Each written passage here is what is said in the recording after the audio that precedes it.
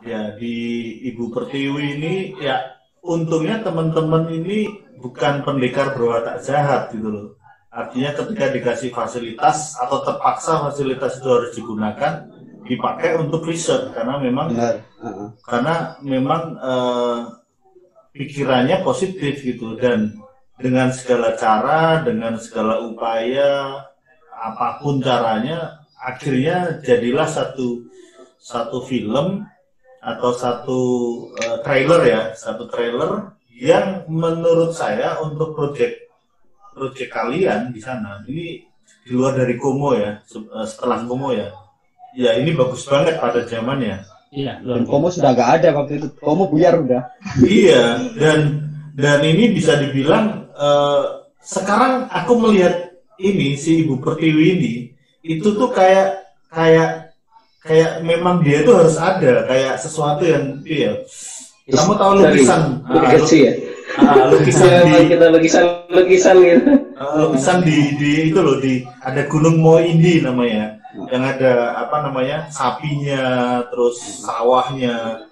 Nah, akhirnya menurut aku ini project yang legendaris, dan karena kalian sekarang masih di animasi. Kalau kalian sekarang mungkin jualan sate atau apa kan beda lagi. Mungkin ini cuma jadi cerita yang nggak penting gitu. Tapi sekarang menjadi penting, dan yang satu hal yang tidak terlepas dari produksinya seperti apa, tapi hasil seperti ini tuh mencerminkan bahwa kalian punya semangat di situ. Karena kalau nanti boleh diceritakan komputernya seperti apa pada saat itu, komputer Pentium berapa, terus berapa komputer dirender berapa hari, karena ini satu cut ini, satu frame ini aku yakin pasti nggak mungkin ini cuma 2 menit toh rendernya sebanyak ini. Nah itu secara teknis, coba Sopo sing cerita secara teknis. Nanti kamu ini dan ke conclusionnya atau kesimpulannya. Wisnu atau Kurniawan, silakan. Secara teknis. Ini secara teknis saya modelin dulu ya, Wisnu deh. Wisnu. Oke. Jadi ini apa namanya? Dulu kita memang referensinya ini apa namanya, dari karena temanya Ibu Pertiwi, jadi referensinya dari lukisan tradisional misalnya kayak ini pemandangan tradisional. Terus yang kedua ini apa namanya, Mas Danar ngasih referensi ini loh, ada project open source ya, itu tadi yang disebut tadi ya kan. Lihat dari situ, terus akhirnya ini apa namanya, kita mesti nge-breakdown ya. Nah kalian soalnya dengan apa namanya, dengan stylenya kayak gitu bakalan dengan hardware kita itu bakalan agak susah. Untuk apa namanya, untuk informasi saja saat itu yang aku pakai itu komputer itu masih pakai Athlon AMD. Iya, Athlon X4 ya kan. RAM berapa ya? RAM 8 kayaknya. Rata-rata 4. RAM 4 loh. RAM 4 ya, bener RAM 4 terus jadi apa namanya, yang tadi kayak pohon itu kita nge-breakdown kalau nggak salah sama Wilby ya kan, langsung ini nggak bisa render kayak gini ya kan. Kita kan nyoba untuk pohon sendiri kan, kita nyoba punya Biglots ini kan, pakai particle system pas zaman itu, sama dulu kalau nggak salah ada add-on buat generator kalau nggak salah. Cuman untuk satu pohon kita masih bisa render ya. Nah, untuk berapa lama itu? Banyak, nggak bisa. 15 menitan Mas. 15 menit. Akhirnya ini editing ya kan. Jadi untuk pohon-pohon aku render beberapa view, terus aku jadikan sebagai apa namanya, sebagai plain texture itu ya kan. Jadi pokoknya aku bikin texture, terus aku constrain ke kamera. Jadi dia akan selalu menyesuaikan dengan posisi kamera. Soalnya kalau dengan plain, kalau kameranya ganti angle kan bakalan kelihatan ini ya, kelihatan flat. Terus untuk untuk rumput-rumput pakai partikel juga. Zaman segitu tuh ngelihat sebelumnya kan pakai 3D Max yang partikelnya kita nyoba itu kayak udahlah jangan pakai lah. Begitu pas ada yang di render itu nyoba kayaknya loh kok ini bisa ini di render ini ya. Bisa di render ya. Bisa lah coba-coba ya. Ya itu dari situ itu untuk MV-nya. Terus untuk background belakang dulu itu ada namanya Mas Andre yang tanggung jawab buat painting yang bagian belakang. Karena kita bener-bener cheating kayak yang ini nih. Ini kan yang bagian ini cuma area area depannya di belakang itu udah painting semua. Terus untuk tadi partikel. Terus untuk model lain standar sih kita primitive modeling box ya kan, box modeling, texturing biasa, udah sih sebenarnya itu. Nah kalau yang ini lebih ke pakai water displace. Display dipakai kasih empty kalau constraint gerakin kan ini pakai fur juga, pakai fur ya. Iya, partikel ya. Rumputnya itu ada partikel. Karena waktu itu si Blender ini kan baru riset fur ya waktu itu. Iya. Nah ini kalau konsep art dan lain-lain itu siapa yang bikin waktu itu? Konsep art nggak ada mas. Nggak ada ya? Jadi ke itu tadi kayak dari lukisan itu tadi. Jadi kita kayak nge-referen ke lukisan, misalnya ini ada pemandangan sapi bawa gerobak jalan tengah sawah belakangnya kan udah kita implementasikan ke situ sih. Jadi nggak ada yang konsep benar-benar ini zaman itu nggak ada. Untuk karakter dulu sempat dibikinin, cuman untuk yang set itu lebih ke improve sendiri.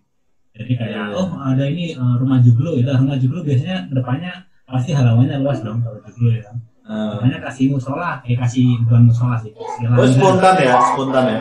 Iya, lebih ke situ sih. Lebih ke tiktokan langsung personal gitu sih kayak. Ini dan ini semua aset 3D di render satu view gitu, nggak ada layer pasnya ya. Ada. Dulu paling minimal itu buat layering ya kan. Si Bilby sendiri dia juga ngerender, kayaknya dia sempat render pas juga sih. Nah ini kayak ini loh, kayak batik ini kan juga tekniknya nggak gampang ini. Itu ini masking ya. Nah waktu itu kan nggak ada tutorialnya, bayangin loh. Iya. Ada tutorialnya gitu loh. Jadi kok nggak beda ya. Ya gak ada plan dewe ya. Lebih ini sih, internetnya juga itu tadi masih ke warnet kalau nggak salah. Belum bisa nge-provide sendiri. Masih 15 kilobyte ya. Iya. Terus ada triknya juga kan kayak ini kalau buat render image di sini di com ini oke nih, cuman ketika buat buat shot ini terlalu berat, jadi mesti ada yang dioptimize kayak akurnya yang biasanya mungkin di errornya itu 10.000 kita kurangin jadi 2.000 jadi tetap cheating sih. Itu banyak yang pakai plain text gitu. Ini cara berpikir Unreal saat ini tapi dibuatnya 12 tahun yang lalu, gila. Dan zaman itu pakai Apple atau link ya? Pakai link. Kita nyoba pakai link soalnya pernah pas pakai proyekan biasa itu pakai iPhone itu kayak repot mas setiap ini mesti ngupdate per update. Ini jadi keadaannya render selain render nge-setup lighting itu ini ngebaca update-nya apa, misalnya karakter ini ada update ini ya sebenarnya ini buat persot. Ini kupu-kupunya ya masih ngambil di Big Bang Bunny ya.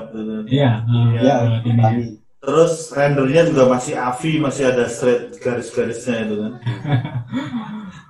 Pokoknya Bug Bunny lah, Bug Bunny kita bongkar. Iya, dibongkar. Untungnya ya ada gunanya juga ya Open Movie ya. Terus zaman itu kan belum ini mas, kayaknya aksesnya belum ini sekarang sih. Itu dulu yang dapat Mas Dana. Jadi pas dia pakai terus dia ngasih flash disk paginya, ini ada ini ya, udah suruh lihat. Dan itu pun nggak lengkap, dia cuma ngasih beberapa aja kayak video yang tutorial, dokumentasinya sama beberapa aset gitu sih. Ya. Trigger mas, trigger dulu lah kita. Itu tadi yang aku bilang. Cara animasi gimana Mas Kurniawan? Kalau dari aku kan risetnya rigging dulu nih. Rigging. Yang rigging siapa? Riggingnya semua aku. Rigging sendiri nih. Sendiri. Ingat aku itu semuanya aku yang rigging. Ya, memang gak ada Rigiva ya dulu kan ya. Jadi memang di situ pakai FK, IK itu juga pakai driver ya. Iya, diingat ya. Habis itu ya animasi masih memang agak sih, nggak seperti sekarang memang. Jadi ya frame by frame-nya itu ya kipus-kipusnya kita pasin, meskipun kita sudah agak tahu lah dulu lah gimana cara nganime gitu. Meskipun nggak sangat bagus ya. Ya ini bagus banget sih. Yang menarik kan ketika Mas Kurniawan sekarang kerjain proyeknya sendiri aja jadinya lama banget gitu. Waktu itu kok bisa sampai selesai kan pasti ada yang ngegulke gitu. Sutradaranya kan Danar. Jadi dia maksa untuk ayo selesai gitu. Iya. Dan setelah selesai biasanya puas, terus seminggu kemudian gelo kan gitu. Gelo terus pengen bikin lagi kan gitu. Ya habis dari sini sih mulainya itu kita ya aku Wisnu, Septian, Sukmo gitu bikin tim sendiri lah kita. Jadi ada yang namanya kita juga selalu ingin ikut berkompetisi waktu itu ya nih ya. Iya. Kalau Cari duit Mas. Cari duitnya emang dulu ini gitu, Mas. dapat duit ini dapat duit waktu itu.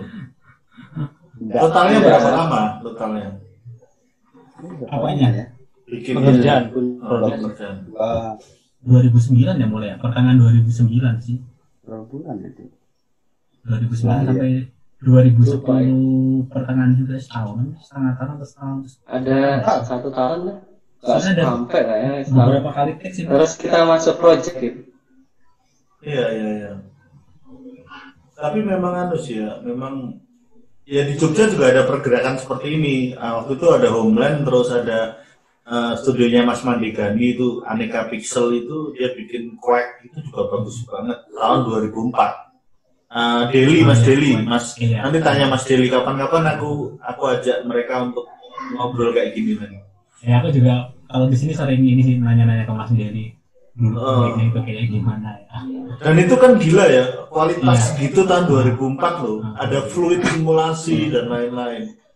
Ini kan nggak ada simulasi air ya, cuman di space tadi ya. Iya, yang ngakalin sih Mas. Ya kalau ini aku sih visualnya matanya Wilby keren banget. Dan sampai sekarang kan Wilby jadi VFX artis memang kalau matanya nggak jeli ya kelihatan. Tapi dulu emang pas pertama riset itu lebih ke ini sih kayak render still image gitu sih, jadi kayak ampun. Jangan pindah dulu kameranya. Gimana? Ya itu justru bagus.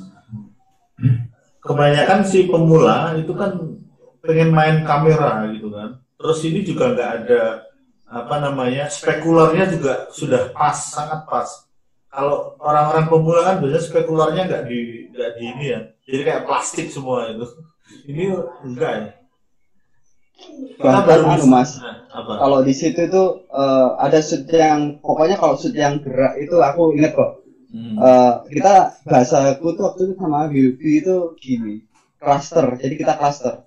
Jadi contoh ya, ini ya rendernya ini kita cluster kalau nggak salah ada 3 bagian. Jadi tanahnya itu dibagi tuh Mas. Tanah ini dibagi 2 gitu. Jadi kalau di render pas, ya kita pakai render pas, tapi dibagi gitu loh. Jadi di render objek-objek yang di foreground itu disendiriin, karakter disendiriin, bahkan kalau ini dilihat dari tanahnya ini takut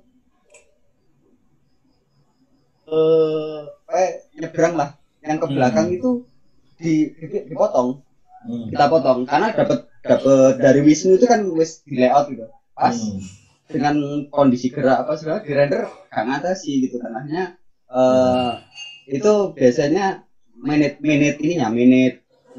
file, terus cara kan setiap shoot itu punya pipeline sendiri-sendiri kalau di sini tuh.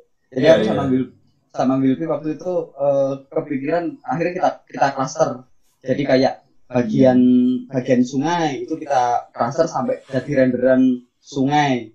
Itu mulai ya render pas sendiri-sendiri gitu loh. Jadi intinya dari shoot itu dari layout modeler yang masuk ke kita itu kadang model itu kita kayak di modeling meneh, potong meneh loh. Jadi dipisah di file-file sendiri gitu ya, Mas? Iya, dipisah gitu loh. Jadi dipisah. Oh, yang kalau aku ingat tuh yang shoot ini ya. Shoot ini tuh pokoknya mulai gubuk ini. Di bawahnya gubuk itu tanahnya ini dipisah. Oh, oke. Tanahnya dipisah karena angin ya. Kalau full terutama yang susah tuh fur kalau di render kan yang berat furnya kan. Jadi kayak kalau ini furnya terlalu luas itu kan berat, akhirnya dipotong tuh model yang dari di sini tuh dipotong dibuat lah intinya. Di sini ini dibuat terus disimpan ada file lagi yang depan dibuat gitu loh. Jadi dari file yang awalnya itu satu file itu bisa jadi 3 file 2 file gitu. Terus yos kayak gitu modelnya yang dia. Ini kalau ada biaya mau nggak dibikin ulang lebih bagus? Keren nih jadi open movie gitu. Aku kadang kepikiran gitu, pengen kerja duit terus pengen merealisasikan ini lagi. Ya urunan.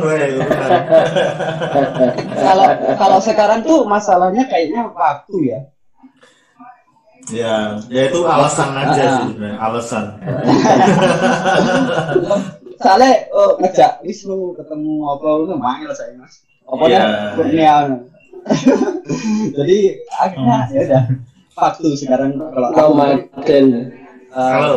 waktu kan tinggal kita kan nggak bisa mengatur waktu ya, waktu yang ngatur kita lah. Nggak, ini cuman guyon tadi, siapa tahu nanti terus urunan gitu. Ini tadi yang duduk ini yang di gubuk ini kan duduknya masih ngawang-ngawang. Ngawang. Ini ketok. Ayo itu ketoknya setelah jadi film atau setelah jadi film. Kan resotnya ini naik tuh. Jadi waktu itu. Iya. Kalau aku perhatikan memang dulu waktu aku pertama kali ke Malang tahun 2009 akhir itu, aku belum ketemu Danar waktu itu, masih ketemu ke tempat studionya Mas Rofik di Kedip ya, Kedip. Itu masih pakai 3D Max dan sering sakit-sakitan kan waktu itu karena rendernya sampai berhari-hari, 1 minggu itu 1 episode kalau nggak salah waktu itu. Nah, yang aku tangkap dari teman-teman di Jawa Timur terutama semangat keberaniannya. Jadi kompetitifnya itu sangat-sangat gede, dan kita tahu bahwa banyak kan orang-orang hebat juga ada di sana, di tempat di sana. Terus nanti misalnya banyak orang di Jogja ya sekarang misalnya yang mereka pintar juga rata-rata memang dari Jawa Timur, dari Jawa Barat yang ke kampus Jogja menang itunya ya, menang teamworknya, emosionalnya dan lain-lain. Tapi balik lagi ke Sianima saat itu, seberapa besar studio kalian waktu itu mempengaruhi attitude kerja sekarang. Artinya gitu, aku yakin masih ada nilai-nilai yang kalian ambil dari proses produksi ini di bidang kalian sekarang. Mungkin bisa cerita itu. Ada nggak? Atau misalnya nih, Wisnu mimpin satu modeler, banyak yang mengeluh, wah ini susah mas, begini. Aku tahu ya, ini rolas tahun kepungkur kan, mungkin tahu Wisnu. Atau Kurniawan ngajar anak animasi mas itu susah banget. Nah, itu gimana? Coba cerita. Danar pasti juga punya itu. Punya. Dari aku sih gini. Memang Aku sih. Hah? Kurniawan sih, Kurniawan.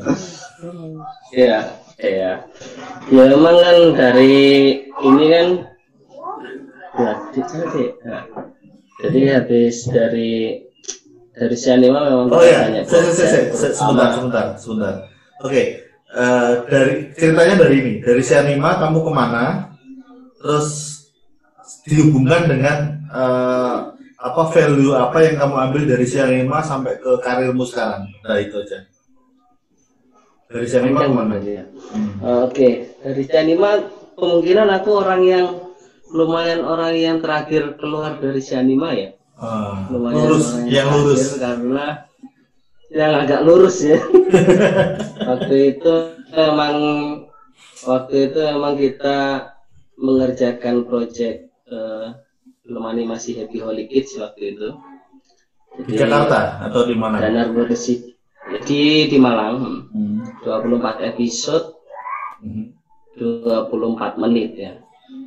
Dan waktu itu memang kita butuh orang banyak juga. Awalnya sih tim kita, tapi di perjalanan di episode ketiga mungkin ya, hampir keempat itu baru si teman-teman udah bisa menjadi dua karena memang ada sebuah tawaran di tempat lain, akhirnya memilih yang lain. Akhirnya dari aku wes megang, Danar wes gak tahu megang, hilang ya. Akhirnya enggak harus itu dolanan anyar deh. Danar itu dolanan anyar. Ngerti dolanan anyar wes hilang. Akhirnya ya wes ini Happy Holy Kids dipegang, aku butuh cari orang, akhirnya si orang-orang yang magang dulu kita itu tak hubungi lagi, diajarin lagi sama kita, wis style animasinya kayak gini, presentasiin sama aku, jadi kita gabung lagi, akhirnya kita punya tim baru lagi, dan selesai itu sekitar 2 tahun setelahnya. Itu sebelum di HHK ya? Iya, ini selesai, kurang 1 episode, aku ke Tangerang Selatan, ke Serpong. Masih satu lingkungan investor yang sama. Masih satu lingkungan investor, nambah investor sih kan, investornya nambah lagi. Berarti yang paling setia dari 3 orang ini ya? Ya bisa dibilang gitu ya. Enggak, tapi Danar pasti kontak gitu sama yang punya. Kalau aku kan jarang, nggak pernah kontak. Terus kamu ngerasain apa Mas Kurniawan? Kamu ambil apa yang bagus di Sianima? Ya kerja keras sih sebenarnya. Kerja keras. Bagaimana manage tim, karena jadi yang harus manage tim selesai gimana. Jadi pipeline itu tak rubah lagi. Nah itu yang membuat aku ngerti lah buat animasi itu seperti apa, itu di situ, di Happy Holy Kids ini loh. Lebih dalam. Sekarang ya terjadi untuk kerjaan, kalau ada kerjaan. Oh ini bohong, udah tau lah. Saya dulu juga bisa kayak gitu. Jadi Sianima semacam trial and error ya. Jadi aku udah ngajar di Serpong, karakternya memang agak berbeda dengan orang-orang Jawa Timur ya. Kalau mereka kan nyari belajar ya. Tapi ada yang pengen belajar, pengen bisa, ada yang pengen ikut-ikutan, ada. Nah itu kalau kita jadi pengajar itu rasanya kan kalau murid kita nggak jadi itu kan gelo. Iya. Nah itu beda ya, semangatnya beda ya. Semangatnya memang agak beda. Jadi kayak semacam Sianima itu mungkin boleh setuju boleh tidak. Aku lihat kayak kita dikasih kesempatan untuk iso salah dhisik, iso sakarepmu lah, bikin sesuatu, carilah kayak labs gitu ya, kayak labs, dan pada akhirnya sekarang teman-teman banyak belajar dari riset-riset yang dilakukan mandiri itu ya. Wisnu ya. Aku apa namanya, salah satu yang apa namanya yang aku syukuri itu ini Mas, dulu pas Besar. oh, Ngelek. pas waktu itu aku ketemu sama apa namanya, aku melihat orang-orang yang secara sinyal masih jelek. Sinyalmu nih. Sinyalmu. Benar loh. Apa lu? Oke, ulangi. Iya.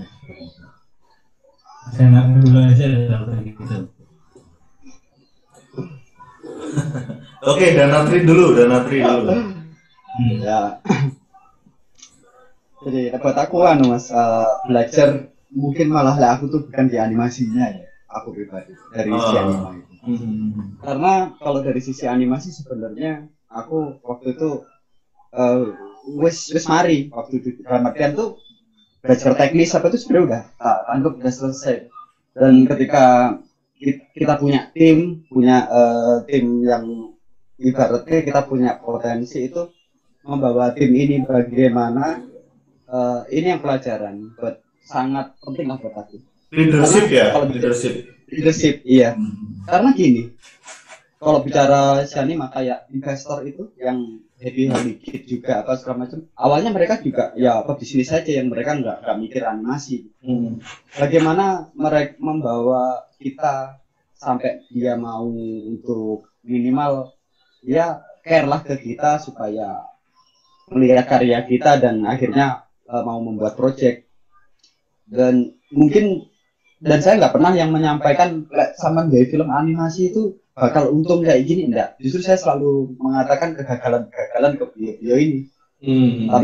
Tapi mereka pada akhirnya melihat ya oke, ayo kalau itu bikin ini dan yang akhirnya kalau aku akhirnya yaitu bagaimana mendevelopment sesuatu dari yang awalnya tidak ada sama sekali sampai ada. Dan itu ke bawah sampai sekarang. Makanya proyekku itu sebenarnya kan kenapa kok iki mari itu kan terpengaruh dengan gaya lingkunganku waktu itu yang nggak pernah ketemu. Aku tuh nggak pernah yang namanya ketemu kerjaan yang sudah siap untuk dikerjakan gitu. Dalam artian gini, mungkin kalau animator kan gini ya, animator atau di bidang kita tuh kebanyakan kerjanya gini kan, kamu bikin animasi ini ceritanya gini.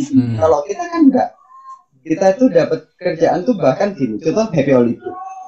Ketika Happy Holy-Kid ini adalah produk anak, saya harus meyakinkan dia bahwasanya gini, sama kalau jualan baju anak tapi tidak punya identitas ke bajunya itu nggak bisa. Jadi harus punya bangun identitasnya dia, baru nanti turunannya ke produk ini. Jadi mengenalkan animasi itu bukan semata-mata produk animasi, tapi animasi terhadap dampaknya animasi pada lingkungan yang lain gitu. Karena di kita itu nggak ada investor animasi, itu nggak ada. Jadi kita harus bisa membawa animasi itu sebagai narasi saja. Narasi kita animasi, tapi kita harus berpikir secara maunya pebisnis itu apa. Sehingga kita harus bisa membuat animasi itu jadi added value buat mereka gitu. Ya buat bisnismen kan dia alat untuk mencari untung kan, atau share ideologi atau apa. Iya, bahkan gini Mas, ya, kayak Happy Holy-Kid itu dulu contoh. Happy Holy-Kid itu saya sampaikan ke Pak Jarot waktu itu, kalau Happy Holy-Kid ke serial TV, kasih aja, nggak usah dibeli. Mau nayangin aja udah oke, karena kita punya produk. Iya betul. Gitu kan?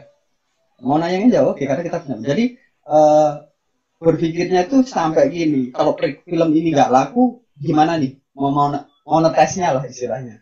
Sehingga di situ ketahuan nilai investasinya berapa, terus yang lama produksinya berapa, terus ini nanti strategi promosinya bagaimana. Itu sebabnya saya akhirnya kenal sama orang-orang event sebenarnya kan berangkatnya ya dari hal-hal kayak gitu. Jadi dari si anime ini aku bisa sebenarnya bisa dibilang belajar banyak hal, masuk ke banyak lini dengan narasinya animasi gitu loh. Jadi narasi yang aku bawakan selalu animasi sampai hari ini, Mas. Iya. Itu yang melekat di aku tuh, walaupun aku gak iso animasi kayak bisa ya. Maksudnya skillku gak ada dulu. Ya narasinya tetap animasi yang kita bawa. Bahwasanya industri animasi itu nggak harus yang seperti sekarang ini. Lebih ke multimedia trans, ya. Maksudnya Multimedia. Nggak cuma satu produk animasi, tapi bisa juga multimedia lah intinya. Jadi lebih ke implementasi animasi gitu ya. Jadi kalau gitu ya. Oke, nanti stop dulu, Wisnu dulu.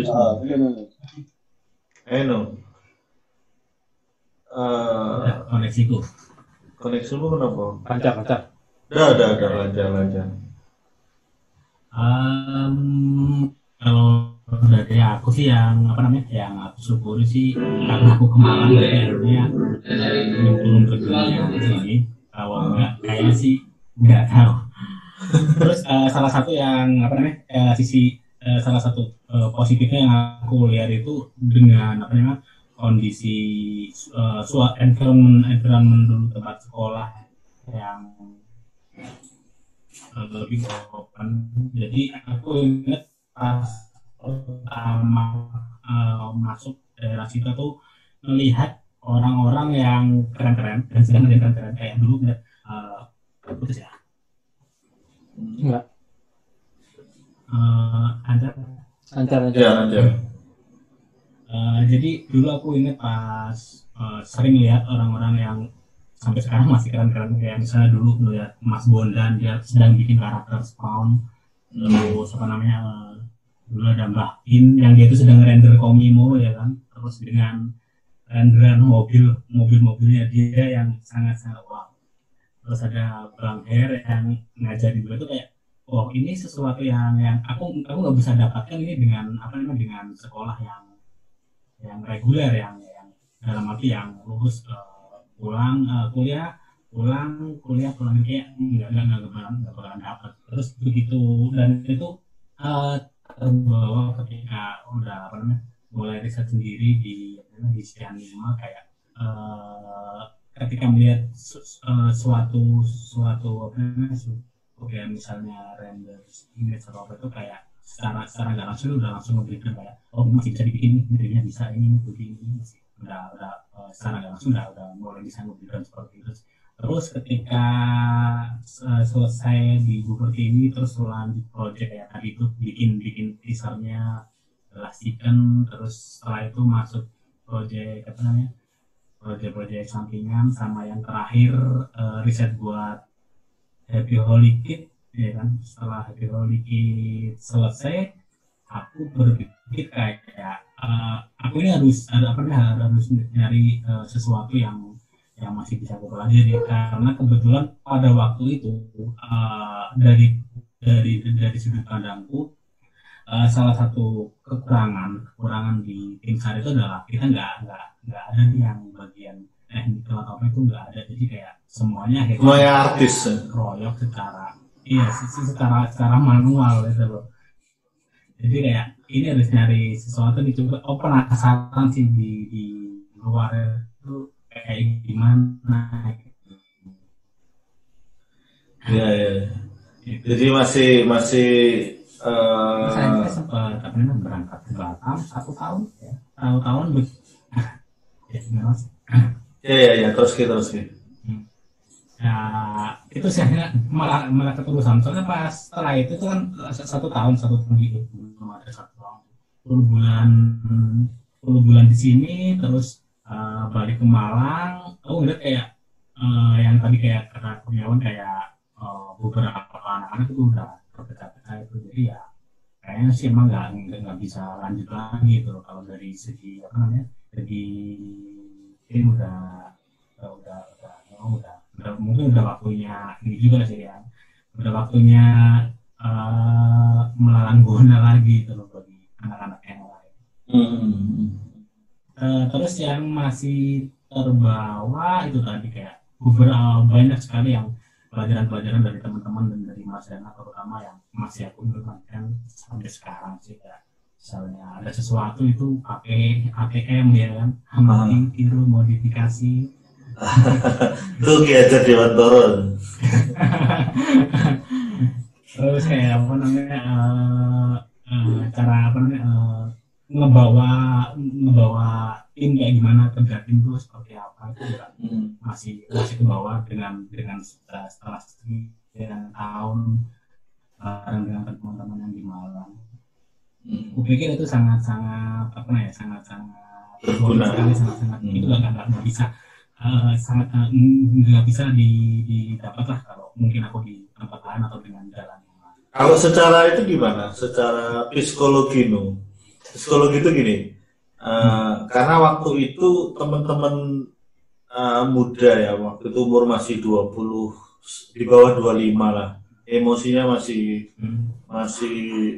kompetitif banget. Bahkan aku tahu nih di project 2011 itu Wisnu juara 2 kalau nggak salah di Jogja itu mukanya merah ketika dia nggak juara 1. Ya, jadi sampai sekarang tuh semangat kompetitif itu masih ada nggak, atau oke lah aku udah nyaman di perusahaan besar, aku ya udahlah kayak gini aja, atau masih punya nggak sih sebenarnya semangat kompetitif? Kadang juga pernah selalu mencoba memancing balik ke diri sendiri kayak ini kamu harus belajar ini, kamu harus belajar ini sih. Jadi aku tetap mencoba kayak apa namanya kompetitif itu harus tetap ada sih kalau. Iya. Cuman bedanya sekarang sudah punya tim yang siap kapan aja mengerjakan ya di sana ya. Iya, lebih ke situ. Lebih ke apa namanya supportnya lebih lengkap. Jadi kayak tadi misalnya butuh ini nih, butuh apa namanya, butuh tool atau butuh apa itu udah ada, mau ada. Nggak harus ngadain sendiri ya. Dulu kan pengadaan barang komputer, mungkin si Dana juga beli kabel LAN waktu itu kan, caranya digabung render farm gitu. Iya, gimana Mas Dana? Giliranmu gitu. Ini kamu di mute ini, giliranmu.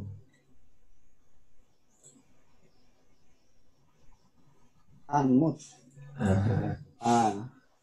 Apa mau bahas ya? Ya, lebih ke emosional kompetisinya tuh satu Sianima itu sebagai tempat resort itu ke bawah sampai sekarang. Ya, kalau dari sisi aku lebih belajar dewasa di Sianima itu, kedewasaan dari sisi contoh gini, aku masih ingat kok diskusi kita terakhir di Sianima itu diskusiku dengan tahun terakhir sebenarnya bukan terakhir, tapi tahun terakhir kita mau ngapain sih Sianima dengan sisa orang ini. Pada intinya gini, itu sudah jadi budaya kita dari dulu kok. Saya oleh ngomong arah-arah itu beban gayaku Mas gitu. Jadi bukan karena gini, ini mereka ini ketika aku sering kali berdiskusi sama di manajemen ya, terutama teman-teman ini orang-orang besar, teman-teman ini orang-orang yang potensinya besar sekali, sehingga ketika ini harus terus di Sianima ini nggak akan berkembang, susah gitu loh. Sehingga membangun yang susah itu menularkan entrepreneur, menularkan kayak Wisnu contoh. Wisnu itu kerja di Sianima, tapi takon golek kerja sampingan dalam artian nyepet. Di perusahaan lain kan nggak boleh. Gitu loh.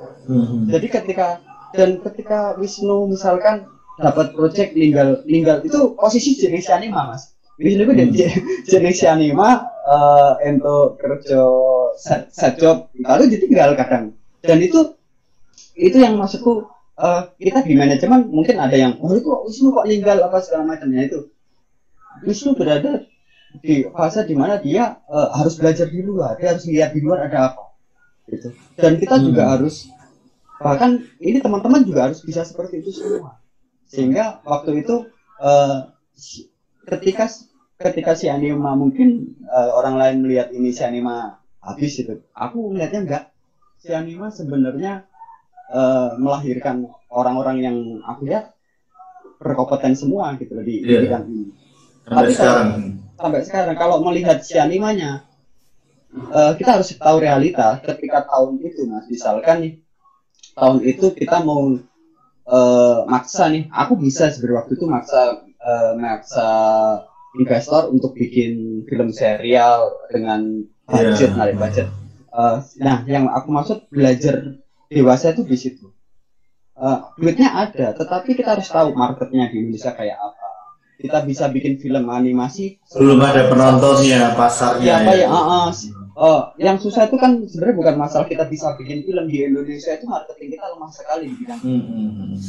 Kalau mau kita harus menerima proyek dari luar. Kalau menerima proyek dari luar, ya kita tim marketing kita juga harus mau keluar. Nah, sementara si Anima itu pinginnya punya idealis, ingin ya membangun di Malang atau ya kita berangkat di mana kita harus sukses di sini gitu loh. Jadi ketika kita harus waktu itu ngengkel ini si Anima harus cari investor yang besar untuk sebuah film yang market nggak jelas, saya menolak gitu loh.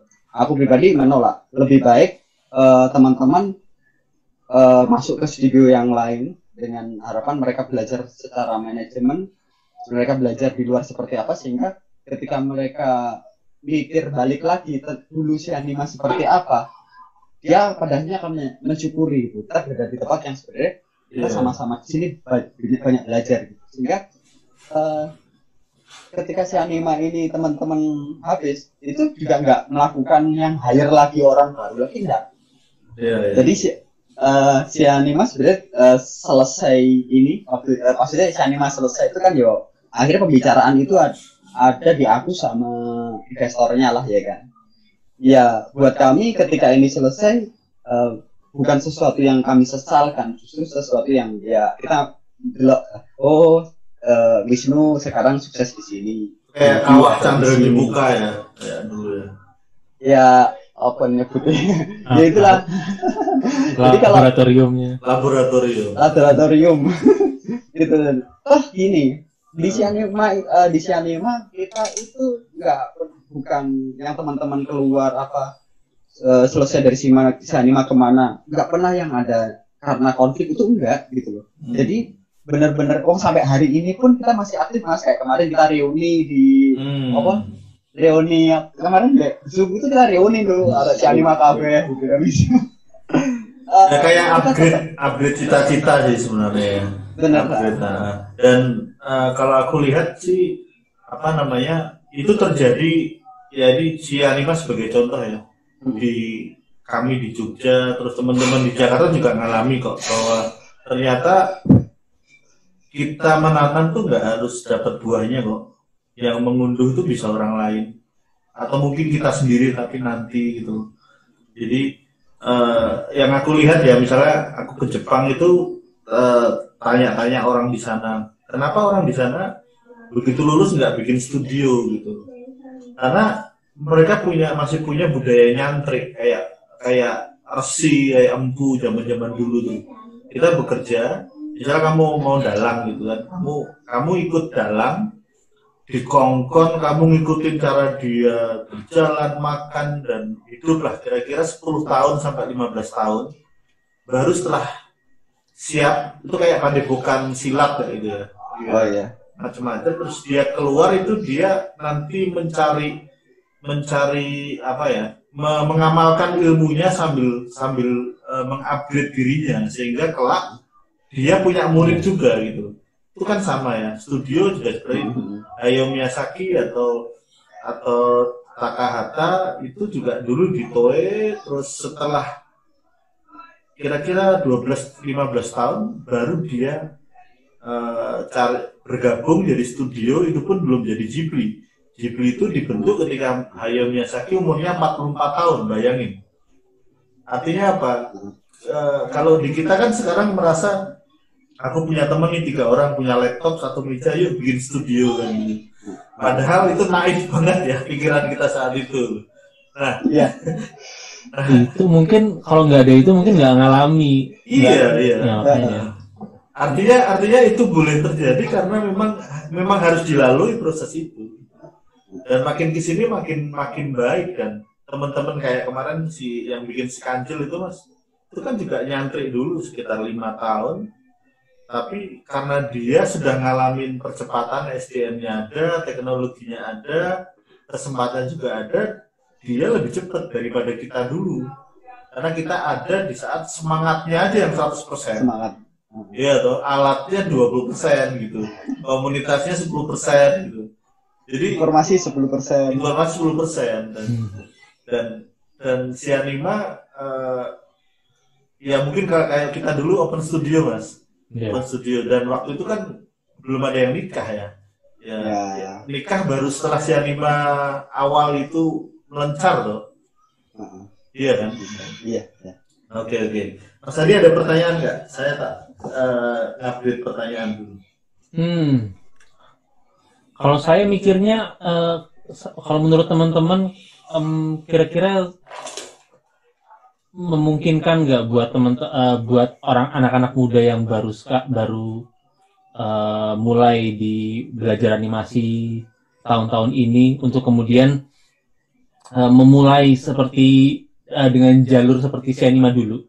Kalau misalnya teman-teman dulu kan memulai si Anima karena emang keadaan mengharuskan untuk jalur seperti itu, dan lewat si Anima juga teman-teman kayak misalnya Mas Danar belajar cara manage tim, terus tentang proses produksi seperti apa, itu kan bisa mengalami dari si Anima. Nah, terus teman-teman sekarang ini kalau menurut teman-teman kira-kira jalur belajar yang paling efektif seperti apa, atau bisa menggunakan cara seperti si Anima dulu?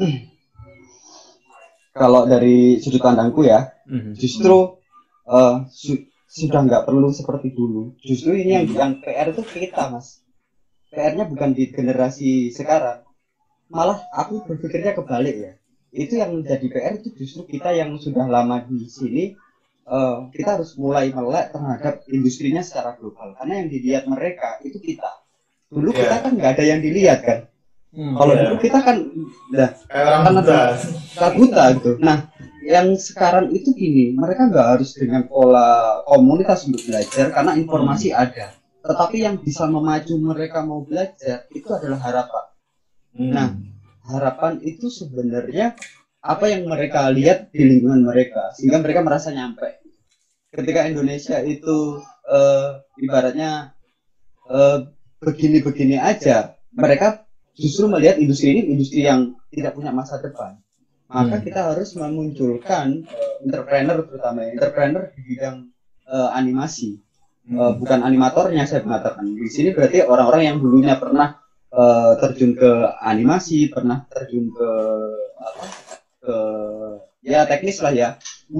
Harusnya sudah berpikir secara entrepreneur, menjadikan animasi sebagai narasi. Selanjutnya kita membangun industrinya lebih sehat, dan kita bisa menunjukkan bahwa banyak loh orang-orang sukses di animasi dan banyak karya-karya masterpiece di Indonesia. Ekosistemnya.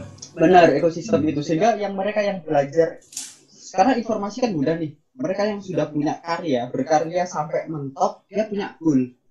Ketika belajar mentok, kemana masih dia bingung. Nah, ini yang jadi PR. Nah, sementara kita hari ini apresiasi terhadap karya-karya itu kemana itu nggak ada nih. Dalam artian proyek banyak ya, proyek animasi di Indonesia saya lihat hari ini banyak sekali, tetapi kan tidak dipublish di Indonesia. Sinau terus ya, ratau perang ya. Loh, kalaupun perang delik Mas, perang itu delik. Ya, contoh ginilah. Sebenarnya beberapa film yang dikerjakan oleh animator Indonesia itu banyak sekali kan. Tetapi informasi itu tidak menjadi sesuatu yang besar di negara kita, sehingga mereka yang baru belajar itu sebenarnya masih buta. Sehingga mereka melihatnya, oh kalau kerja animasi itu ujung-ujungnya ya harus di luar negeri, harus kalaupun bikin film animasi yang besar di Indonesia itu masih itu aja, sehingga mereka merasa di masa depan tuh masih dianggap sempit, gitu. Sehingga mereka tidak biasanya berhenti di tengah jalan. Nah itu. Nah, ketika mereka berhenti di tengah jalan ini sebenarnya kan karena mereka nggak tahu harus kemana. Jadi berhenti di tengah jalan kalau pemikirannya itu karena mereka nggak tahu harus kemana. Nah, nggak tahunya itu sebenarnya yang punya PR besar itu sebenarnya kita yang sudah bisa dibilang aktif di industri animasi ini. Kita harus mulai hari ini mungkin kita bawa lagi nih nuansa kita dulu berkomunitas, tetapi kita secara mungkin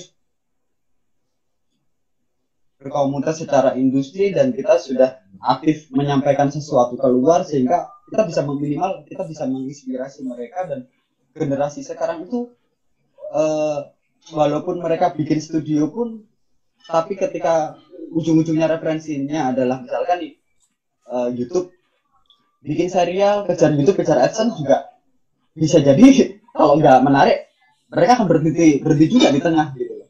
Sehingga kita harus mulai memikirkan sebenarnya ya membangun harapan dengan sebuah contoh sukses story gitu ya. Terus industri animasi itu juga harus sudah kita ini kan kita perluas ya, dalam artian kalau dulu kan bikinnya kartun aja ya.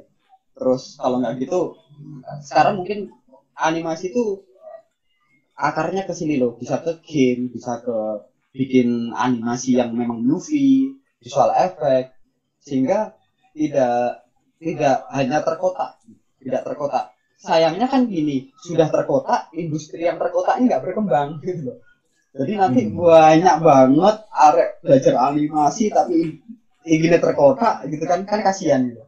Padahal harusnya ini bisa meluas ke banyak hal. Kalaupun ada sih sebenarnya orang-orang yang sudah punya turunan entrepreneur, punya duit banyak, membeli skill gitu ya. Membeli skill dan dia udah punya yang namanya dia mampu membangun pasar. Kalau kita kan sebenarnya kalau aku lihat ya, kita ini kan bangsa pengrajin, crafting ya.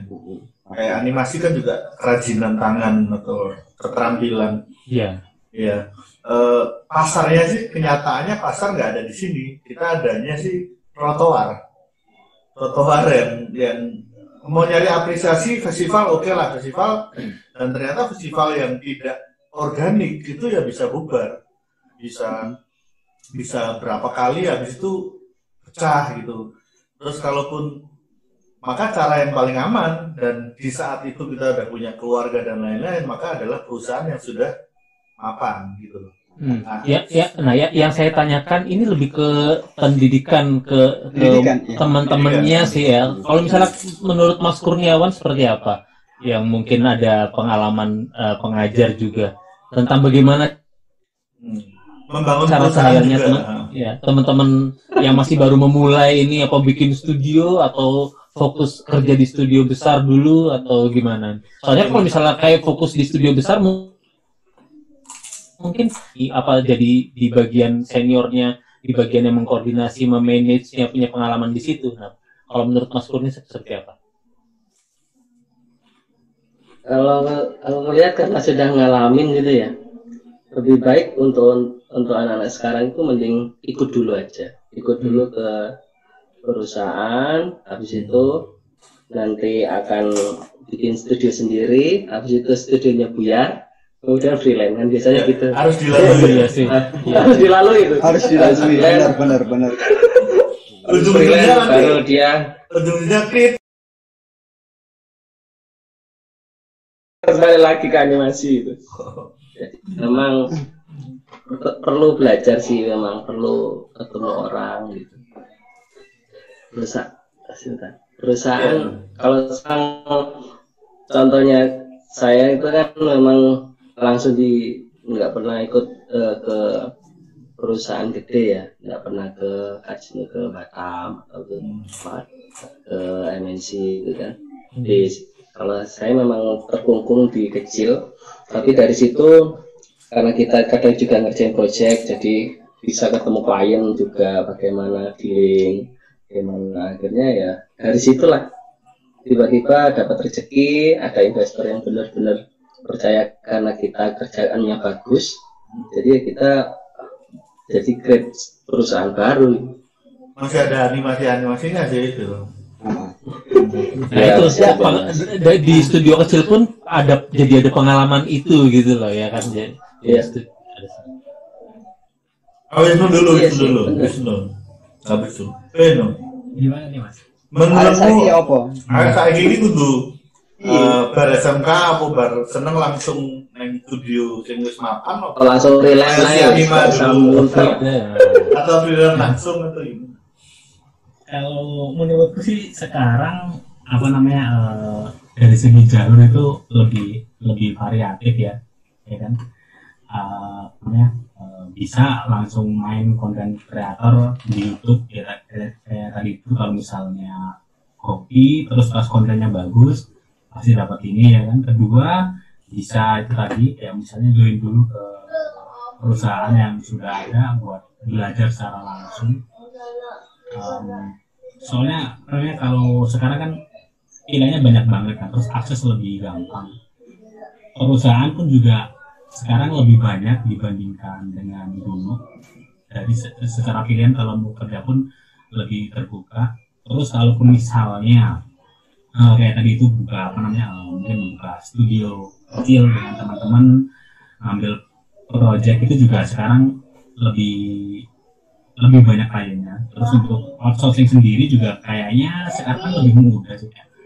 Aku kenal beberapa orang yang dulu pernah kerja bareng juga, sekarang udah create studio sendiri. Untuk bahan bakarnya mereka juga masih banyak banget ngambil outsource dari studio yang di atas.